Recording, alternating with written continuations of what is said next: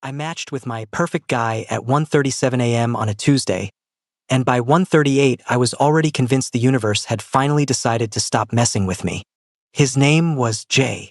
No face pic, just a photo of his hands holding a coffee mug, sleeves pushed up, veins visible in that subtle, unfair way that makes your brain short-circuit.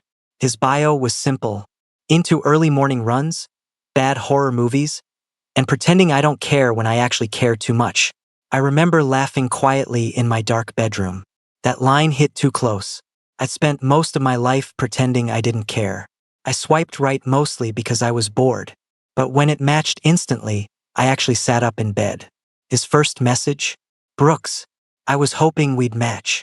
I stared at my screen. How the hell was he hoping? He didn't even know me. Do we know each other? I typed back. There was a pause. Then, maybe, maybe not. But I've definitely noticed you. That should have been my first clue. Instead, I felt flattered. At that point in my life, I'd been on every dating app known to man. After 3 years of half-relationships and situationships that never went anywhere, I was tired. I'm not dramatic about love, but I wanted something real. Someone steady. Someone who didn't treat me like a secret or a phase. And this guy? He felt different immediately. We talked for hours that first night. About work. About how much we both hated networking events. About how neither of us liked loud clubs but always ended up there because of friends. He said he worked in marketing. Lived nearby. Same neighborhood, actually. That part caught my attention. What coffee place do you go to? I asked. He answered correctly. The tiny one on Maple with the barista who always looks vaguely annoyed. Coincidence, I thought. Still, something about the way he texted felt familiar. Like the rhythm of his sentences was something I'd heard before. Short replies, dry humor, slight sarcasm but soft underneath. At one point he wrote, "You're less intimidating online." I blinked at that. Intimidating? I replied, "Yeah. In person you've got that don't talk to me face." I laughed out loud in my empty apartment. I'd heard that before. I worked in a shared office space downtown. A few startups, freelancers, small teams all in one open floor. I kept to myself. Headphones in. Focused. Polite but not chatty. I'd always assumed no one paid attention to me beyond the occasional hey, but apparently someone had. We talked every day after that.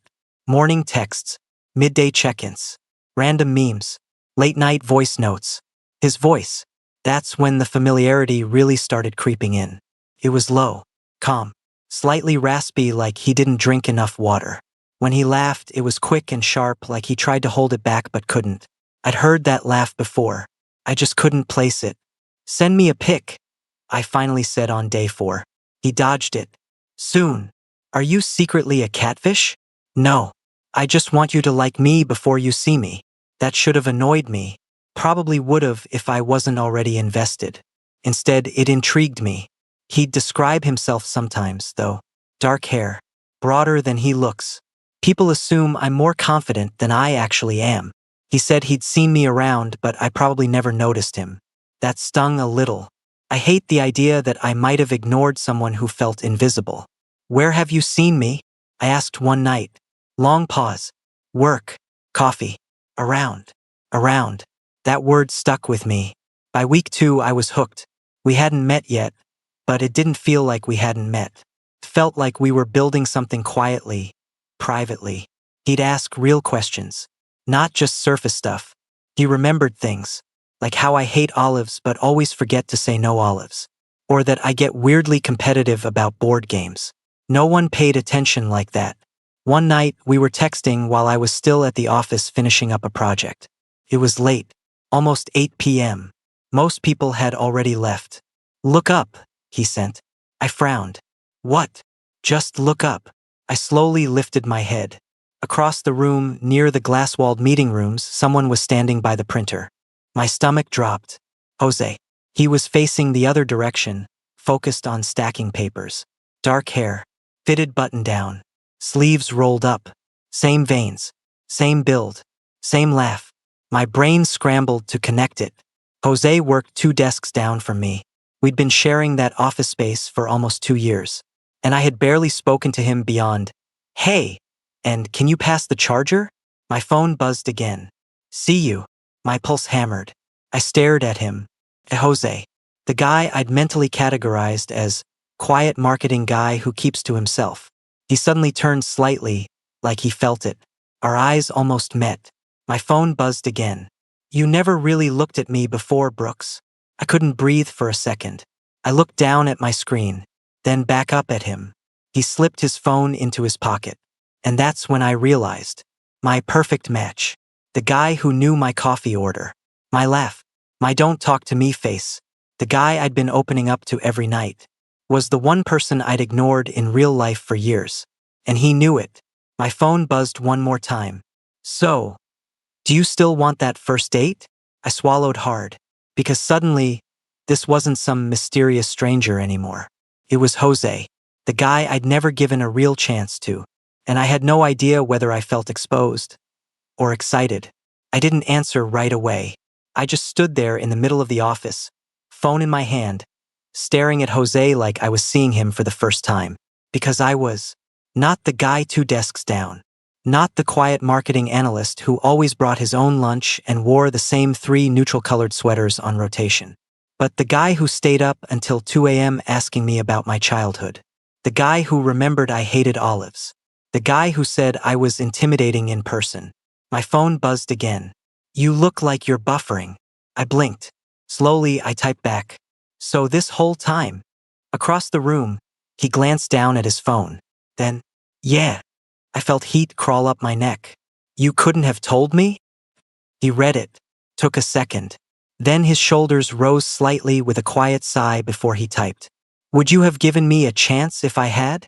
That hit harder than I expected. Because the honest answer? Probably not. Not because he wasn't attractive. He was. I just never looked long enough to register it. Jose had always been in my peripheral vision. Safe. Background. Familiar. I was used to chasing mystery. Newness. The thrill of not knowing. Jose had been right there the whole time. And I'd never leaned in. I grabbed my bag and walked toward him before I could overthink it. Each step felt heavier. He looked up as I approached. Not smug. Not smug at all. If anything, he looked nervous. Like he was bracing for impact. Up close like this, I noticed things I'd somehow missed for 2 years. The faint scar on his chin. The way his eyes weren't just dark. They had these lighter brown flecks when the light hit them. His hands were slightly ink-stained. Probably from that stupid printer he was always fighting with. You catfished me, I said quietly. He huffed a soft laugh. Technically, I never lied. You definitely withheld. Yeah, he admitted. There was no defensiveness. No games. Just honesty. I didn't think you'd swipe right on Jose from the office, he added. My stomach tightened. You don't know that. He gave me a look. Brooks, please. And that's when I felt it. That uncomfortable awareness that maybe he did know. I had a type. Everyone did. And Jose didn't exactly scream center of attention. He was more steady. Grounded. The kind of guy you'd overlook if you were scanning the room for the loudest laugh or the sharpest jawline. But standing this close, he was solid. Warm. Real. You've been watching me for 2 years? I asked. He rubbed the back of his neck. Not in a creepy way. Aha. He hesitated. You always seemed closed off. Headphones in. You'd smile politely, but it never felt like an invitation. That stung again. I wasn't trying to be unapproachable. I know that now, he said softly. But back then, I figured if I walked up and asked you out, you'd say no before I even finished the sentence. Silence stretched between us. The office felt too bright, too exposed. So you made a fake identity, I said. He winced. Not fake, just anonymous. And you wanted me to fall for you without knowing it was you. His eyes met mine. I wanted you to see me. That did it. That was the moment something shifted in my chest. Because this wasn't some ego play. He hadn't done it to trick me or win something. He'd done it because he thought he didn't stand a chance as himself. And I hated that I might have made him feel that way. Why now? I asked. He exhaled slowly. Because you were about to delete the app. My eyebrows shot up. You knew that. You said you were tired of surface-level stuff. That you wanted something real. His voice lowered slightly. I've wanted something real with you for a while. God, no one had ever said that to me without a layer of sarcasm or casualness wrapped around it. Just direct. I was going to tell you this weekend, he added.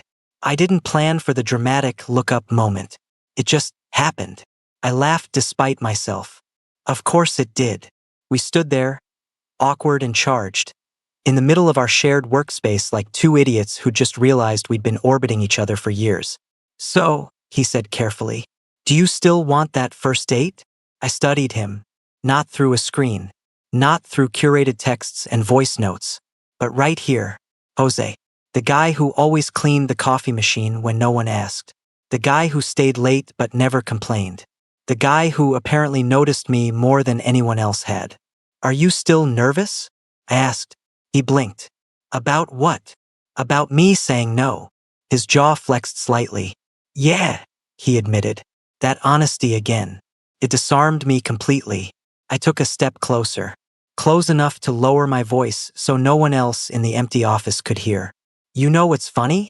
I said. What? If you'd asked me out 2 years ago, I probably would have said no. He nodded once like he expected that. But if you ask me right now? He held my gaze.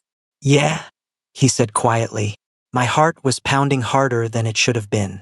Ask me again. His lips twitched, just barely.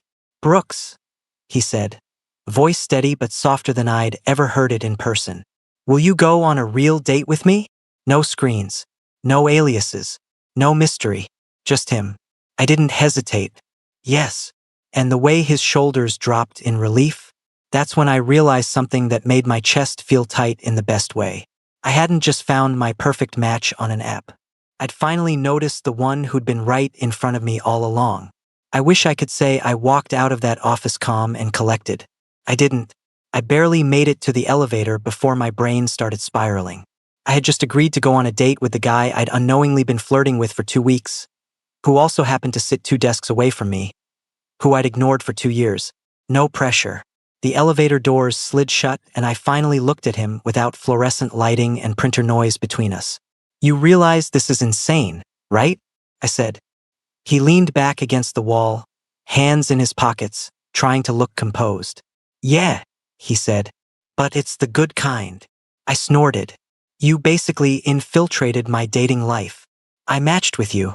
That's not infiltration. You matched with me while standing 10 feet away.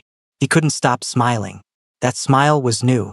Or maybe I'd just never given myself the chance to notice it before. It wasn't arrogant. It wasn't flashy. It was restrained, like he wasn't used to letting it fully show. Dinner tomorrow? He asked. I raised an eyebrow. Confident now, huh? I already risked 2 years of silent pining and 2 weeks of undercover texting. I'm not backing out now. 2 years.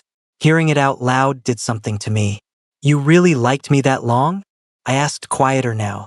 He met my eyes, and for the first time since the reveal, he didn't look playful. Yeah. No hesitation. No hedging.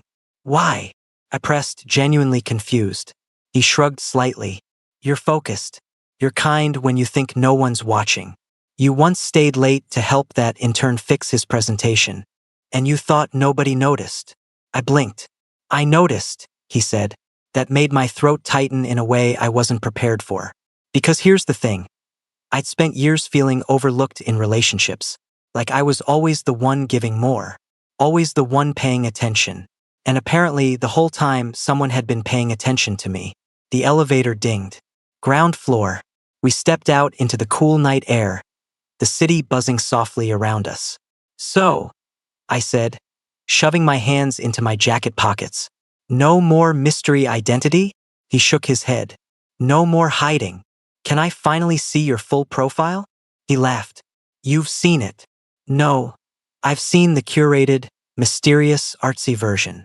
Okay, fair. There was a pause. A charged one. Can I ask you something? He said. Depends. Did you mean what you said? About probably saying no 2 years ago. I didn't dodge it. Yeah. He nodded slowly, absorbing that without flinching. And now? He asked. Now I feel stupid. He frowned slightly. Why? Because I never looked close enough. I hated admitting that, but it was true. Jose had always blended into my routine. Safe, familiar, and I'd mistaken familiarity for lack of spark. But the spark was there. It had just been quiet. I didn't want to be convenient, he said softly. I wanted to be chosen. That line landed hard. Not convenient, chosen. And suddenly, I realized something uncomfortable. I'd been chasing intensity for years. Big personalities, big gestures, big chemistry, but none of it ever lasted. What Jose offered was different.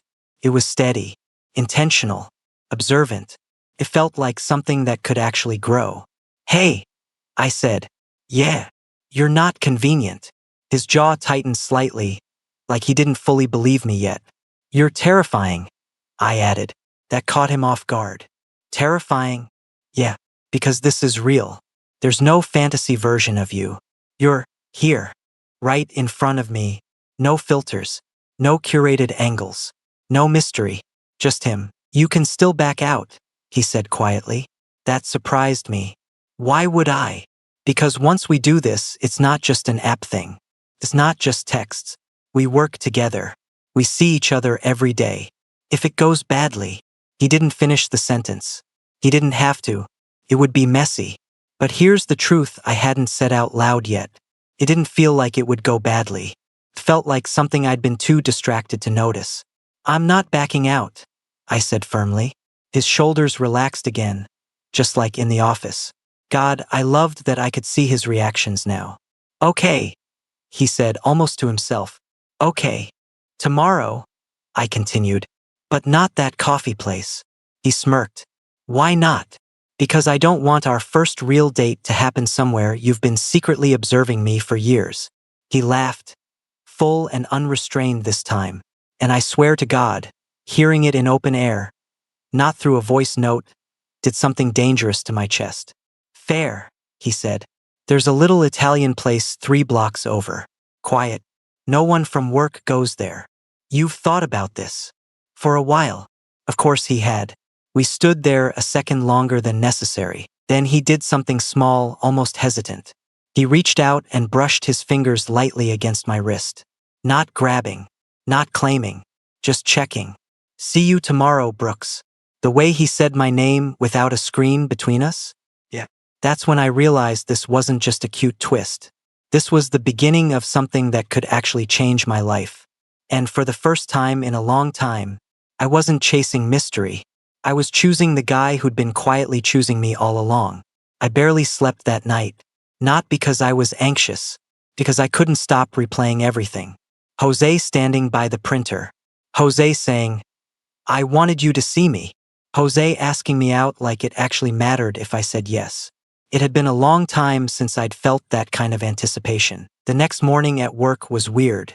Not awkward, just charged. I walked in expecting some dramatic shift in energy. Instead, everything looked the same. Same desks, same glass walls, same burnt coffee smell. Jose was already there. He glanced up when I came in, and for half a second we just held each other's gaze. No smirk, no wave, just recognition. And then, because we're adults who apparently know how to behave, he gave me a small nod and went back to his screen. My chest tightened, because this was different than the app version. The app version of Jose would have sent me a good morning text with a dumb coffee emoji. Real-life Jose respected the space. That somehow made it more intense. Around noon, he walked over to my desk. Casual. Professional. Do you have the updated numbers for the Q3 deck? I blinked up at him.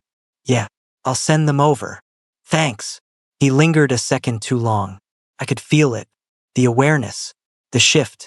And then, under his breath, quiet enough that no one else would hear. 7:30. My stomach flipped. 7:30, I repeated.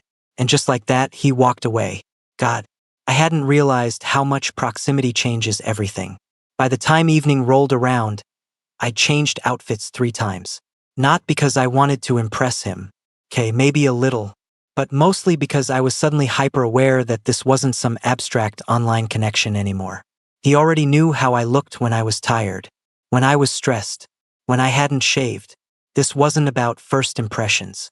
This was about intention. I settled on something simple. Dark jeans, fitted black shirt, clean but not trying too hard. When I stepped outside my building at 7:25, he was already there, leaning casually against the brick wall, hands in his pockets. And when he saw me, that look on his face, it wasn't hunger, it wasn't smugness, it was relief, like I'd actually shown up. "You're early," I said. "So are you." We stood there for a second, both pretending we weren't very aware of the fact that this was the first time we were meeting as something more than coworkers. "Hi," he said finally. "Hi." There was a beat. Then he stepped closer, hesitated, then pulled me into a hug. Not a side hug, not a quick polite one, a real one. His arms around me, warm, firm, and I felt it immediately. The difference between digital chemistry and physical presence. This wasn't imagined anymore. He smelled like clean soap and something faintly woodsy. He pulled back first, just slightly. "Still terrifying?" he asked quietly. "Yeah," I admitted, "but in a good way." He smiled at that, and we walked to the restaurant. Dinner was easy, almost suspiciously easy. No forced flirting. No trying to impress each other with exaggerated stories. We already knew the basics, so we went deeper. "Why didn't you date anyone from work before?" he asked at one point. "I didn't want drama," I said honestly. "I've had enough of that outside the office." He nodded. "Same." "You?" I asked. He shrugged. "I didn't want to risk it." "Risk what?" "You." That word again. Chosen. Risk. Intentional. He wasn't playing this lightly. "And the app made it less risky?" I asked. He gave me a small, self-aware smile. "It gave me a chance to see if you were even open to someone like me." That phrase made me pause. "Someone like you?" "Quieter," he said. "Not flashy. Not the obvious choice." I leaned back slightly, studying him. "Do you think I only go for obvious choices?" He didn't answer immediately.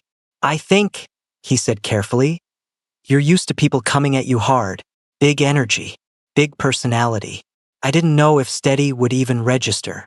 That was painfully accurate. I dated loud, charismatic, confident, and every time it had burned fast and died faster. Jose wasn't loud. "You registered," I said quietly. His jaw tightened slightly. "Yeah?" he asked. "Yeah." The air between us shifted again.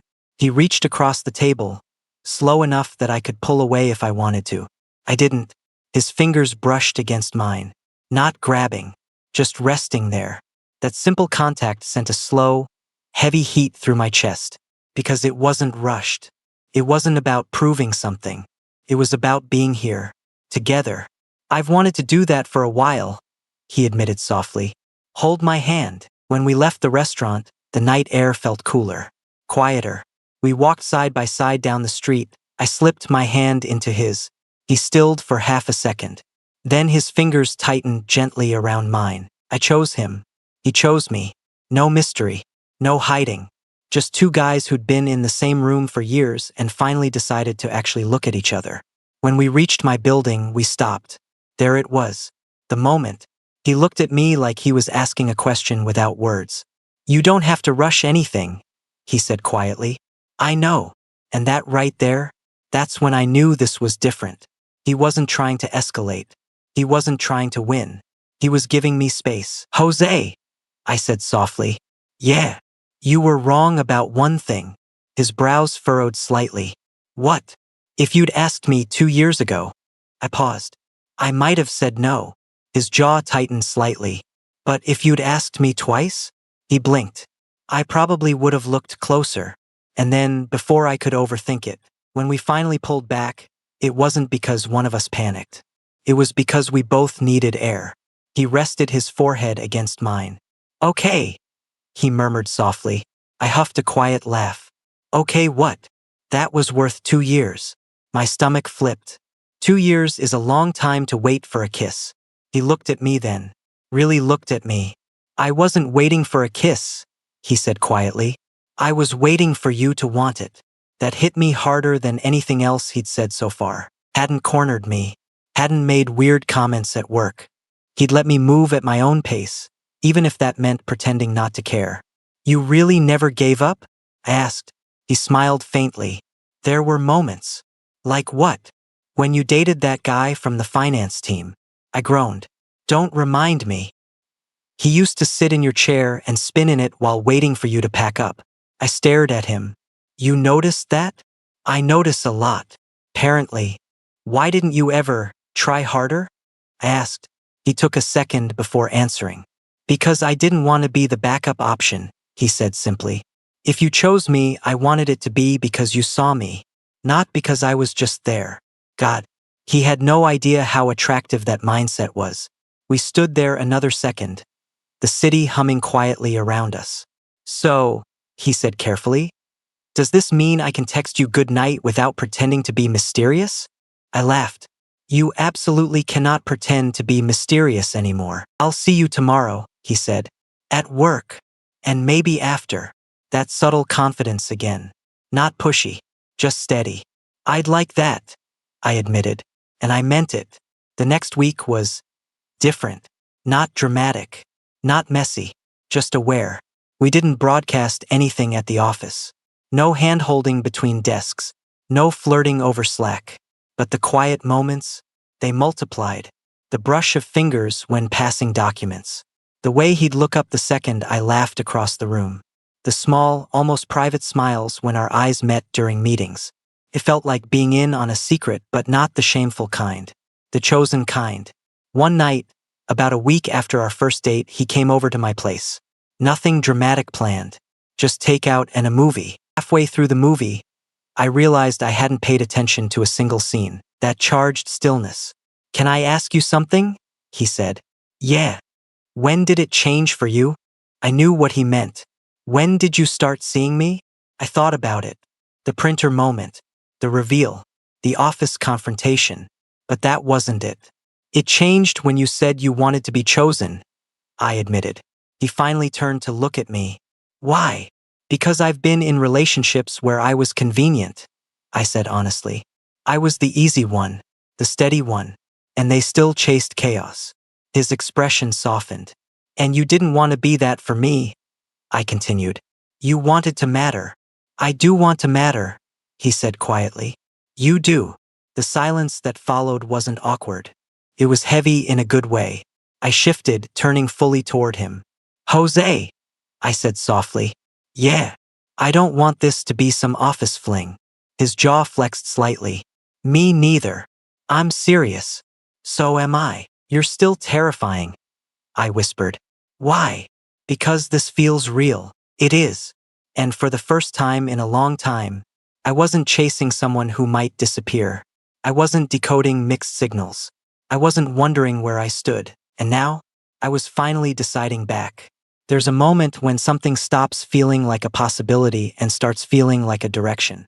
For me, that moment happened on an ordinary Wednesday. The sun was out, people were passing by, cars humming in the distance, normal life moving around us. And he was telling me about his mom. She still calls me every Sunday, he said, smiling faintly. Even if I text her during the week. That's cute, I said. It's excessive. It's love. He glanced at me sideways. Yeah, he admitted.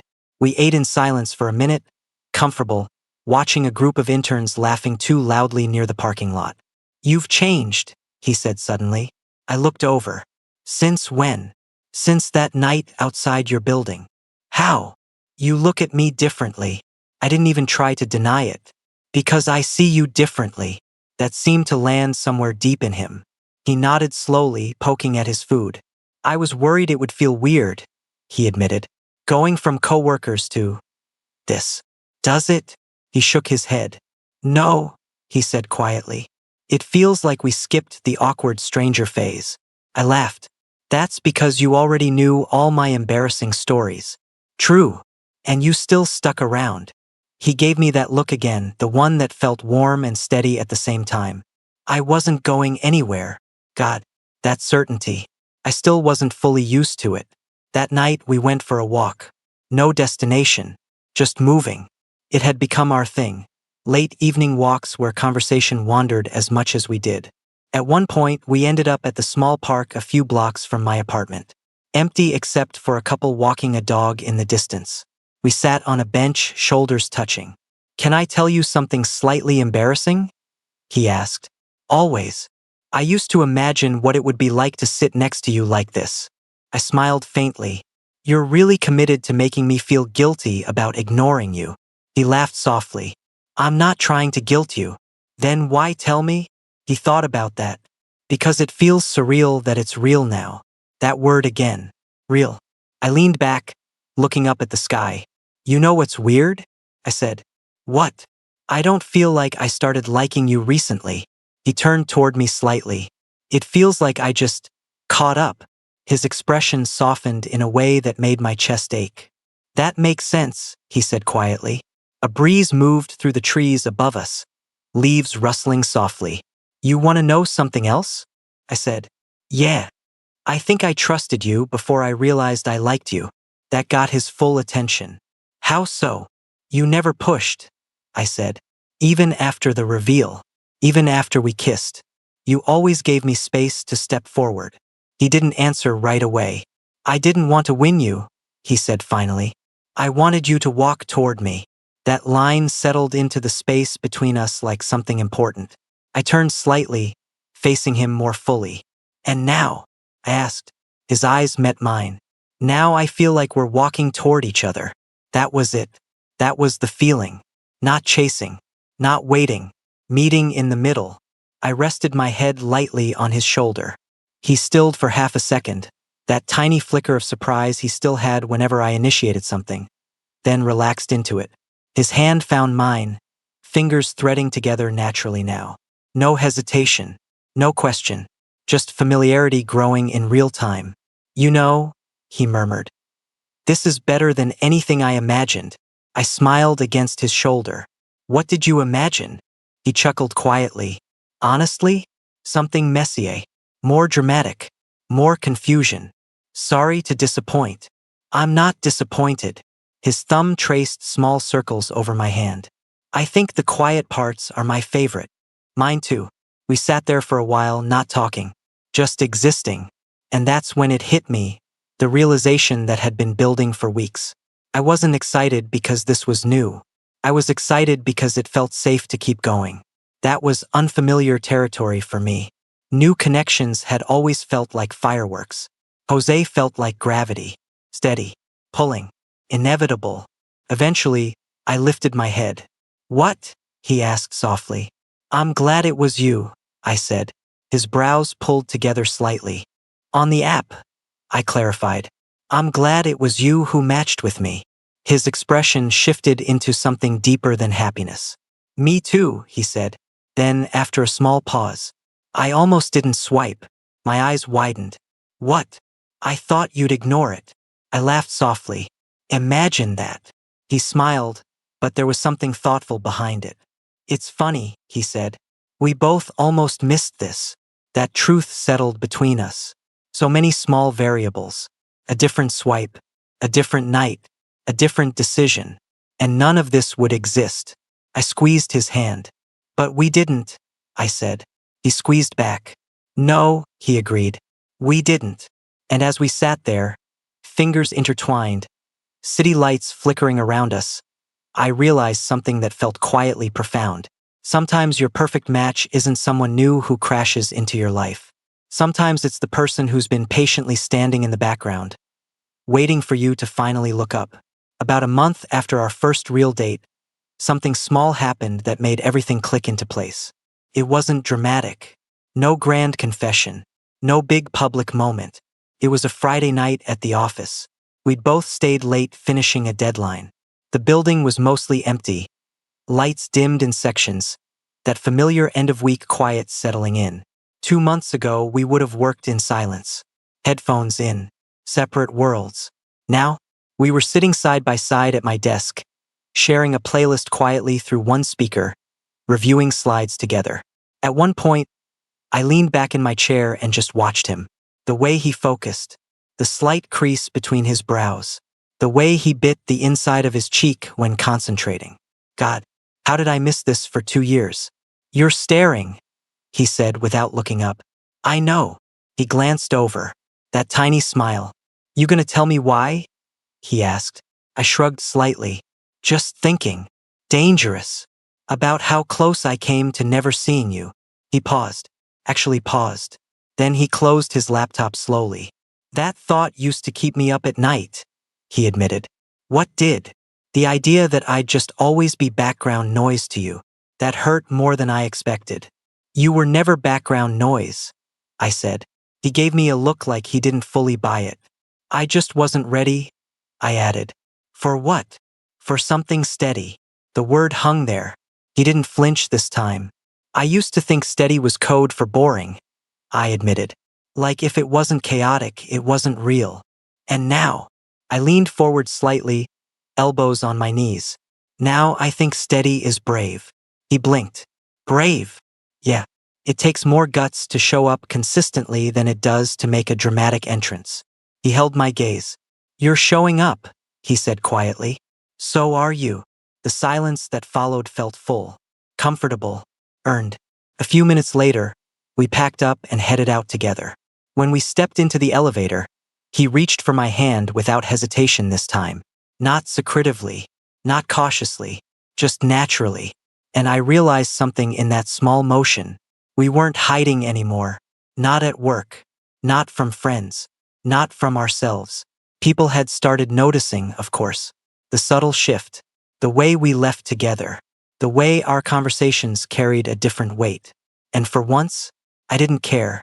Because this didn't feel fragile. Felt built. A week later, we had dinner with a few coworkers. Nothing formal. Just drinks and food after a long day. At some point, someone joked, "You two seem closer lately." Jose glanced at me. I didn't hesitate. "Yeah," I said calmly. "We're together." Simple. No over-explaining.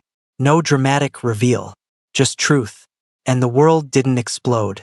No awkward tension. Just a few raised eyebrows and a casual about time.